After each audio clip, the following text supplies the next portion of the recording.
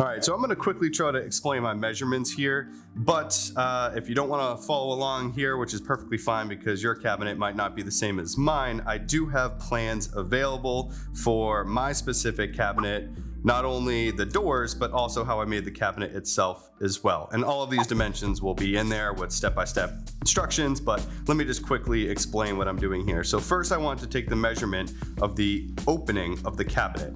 And because of the hinges that I got, there is about a 3/4 of an inch kind of overlay that hangs off the opening. So I have to take that into consideration for the door itself as well. So once I got all of those measurements, I moved over here to figure out what I needed to do in order to cut the stiles and the rails. Now, because these are going to be a frame and panel type of door, that means that there's going to be a groove that is inside each one that's cut down the middle. And I'm going to be doing about a 1/2 inch groove on each one of those pieces. So that's fine. The stiles are ultimately just going to be matched up with, what I need to do for the height here. But the rails are a little bit more interesting and intricate because you have to take into consideration that groove that's going to be on either side. So all that said and done, here are the pieces that I need to make, and this is the dimension of the panel that's going to be going into it. So let's go ahead and start cutting some stuff.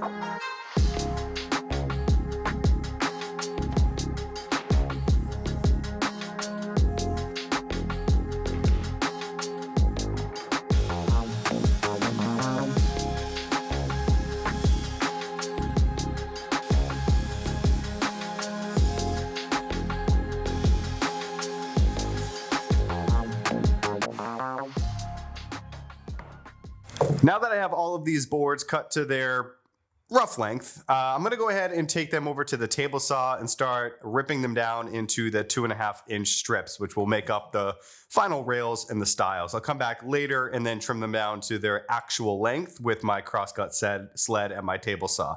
Now I'm going to swap out the blade in my table saw right now. It's a fine tooth blade and it's great for plywood, and that's what I was using it for beforehand. But I'm gonna switch over to this heavy duty ripping blade, which actually is great for ripping these boards, but also leaves a flat cut.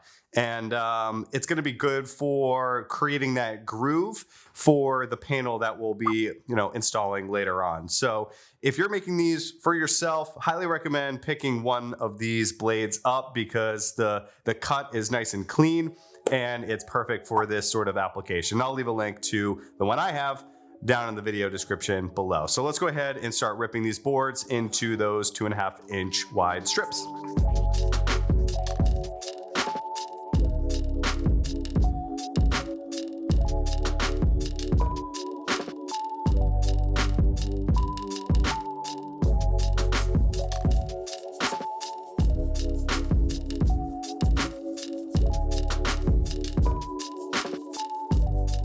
All right, so now that I have all of the pieces cut to their appropriate width of 2.5 inches, now it is time to take them down to their exact length. And before I set up the stop block on my crosscut sled and make those cuts, I'm gonna run all of the pieces through once just to clean up one of the ends. And then once that end is all nice and cleaned up, I'm gonna flip the piece over, take that cleaned up end and reference that up against the stop block to make all the final cuts.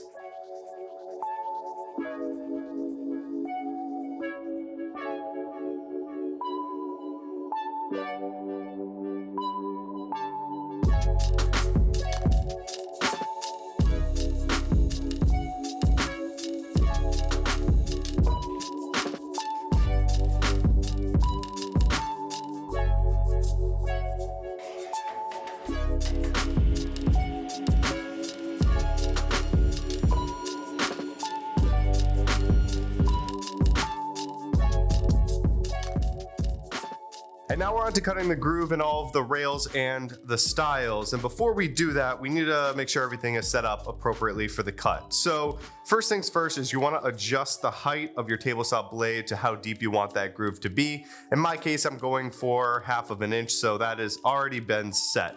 Next, grab two things. Grab a scrap piece of wood, typically the same or maybe an offcut from the rails and stiles once you've cut them out earlier, that matches the same thickness. That part is crucial. And then you'll also want to grab a scrap piece of the panel that you'll be using, just so we could figure out the thickness for that.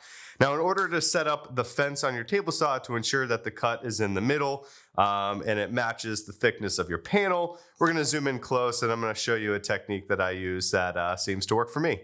So my blade is about 1/8 of an inch, and this panel that I'll be using is about 1/4 of an inch or so. So what I'm going to do is I'm going to take this, set my fence, and try to get it as close, a little bit to the middle of this, and run the piece through to create the groove. And then once that cut is made, I'm going to take this piece and then flip it so the other face of the board is touching the fence. Run the piece through again, and then ultimately the groove will be dead set in the middle of the piece.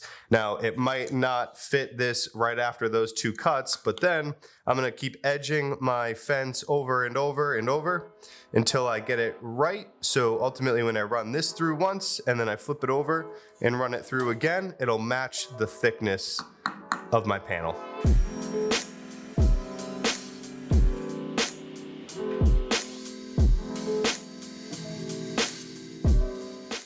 So I made the gap a little bit too wide, so I'm going to use this side and try again.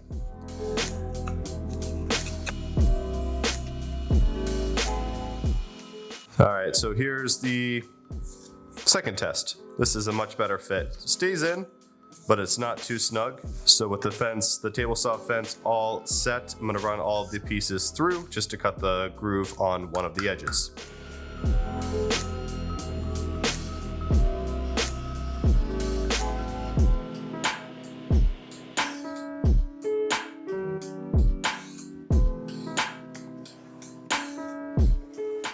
All right, so now that we have all of the grooves cut and all of the rails and the stiles, the next step is that we're gonna take the rails, which are the horizontal pieces, and cut a little tenon on each one of them so then they could sit inside of the stiles. So there's two things that we need to make sure that we're doing right in setting up our blade is one, basically the length of the tenon needs to match the depth of the groove. In this case, it is 1/2 of an inch. And then secondly, the blade height needs to cut just so we're hitting this part right here, because we're gonna run it through once, flip it over, and then run it through again. So let's go ahead and cut these out.